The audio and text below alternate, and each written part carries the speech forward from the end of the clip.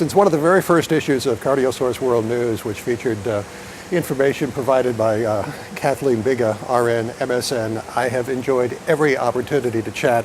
So here at the CV Summit, we're doing a deep dive into physician quality programs, and you are the President, Chief Executive Officer of Cardiovascular Management of Illinois. Let's go into this deep dive. Why is it important, and why do doctors really care about this topic? Well, I think it's something that just hasn't been on their radar screens, even though we've talked about it at several ACC meetings. And I think physicians were of the impression that it was really just the physician compare. And did it really matter what was online? But in essence, as part of the Affordable Care Act, it's so much more than that. And the problem, and what we're going to be talking about at the summit tomorrow, is the fact that the carrot phase is over. And so we're now deep into the penalty phase. And physicians have so much to worry about in this day and age that when we start doing the alphabet soup of PQRS and e-prescribing and QR/UR reports, those types of things, you know, their eyes glaze over, but they're starting to realize that their compensation is going to be directly impacted by them. So what can they do at this point? Educate themselves, number one, as to the programs, their impact on their day-to-day practice in their office. And these are strictly the office-based programs, not the hospital has its whole cadre of value programs.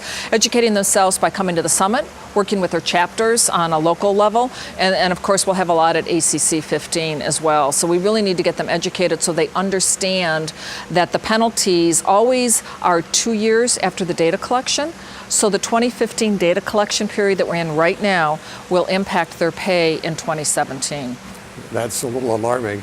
Now, is this something that they can teach other people to do, and so it doesn't even go on their radar anymore, or is this something that they're going to have to hold tight from here on out? Yeah, it really is physician-led. Now, can their team-based care, can their team facilitate some of it? Some of it, especially in the meaningful use part of the world of the electronic health records. Yes, we can have our teams help the physicians. But the big component of physician value-based purchasing is the value modifier. And the value modifier, very simply explained, is cost and quality, but it's done at the group level. And this is something physicians aren't used to. They're very used to having individual report cards. This is a report card on their entire practice. So however their tax ID number, however they bill, it will be a compilation of those individuals. And so they and their partners need to really understand what this is and how it can impact their compensation. So we're really all in this together, is what you're saying, whether you like it or not. What is the best approach at this point in terms of how do you get caught up as fast as possible? So there's some great references on CardioSource. That's always a good way of making sure you understand what a QR/UR even is. QR/UR, alphabet soup, but it stands for Quality Resource Use Report. That is available now to all physicians unless they're in an ACO. So if they're in an ACO, no, but everybody, even in an ACO, will get them in 2015. So that's number one, get your data so you understand it. Look at your cost data. That's not something physicians are used to doing.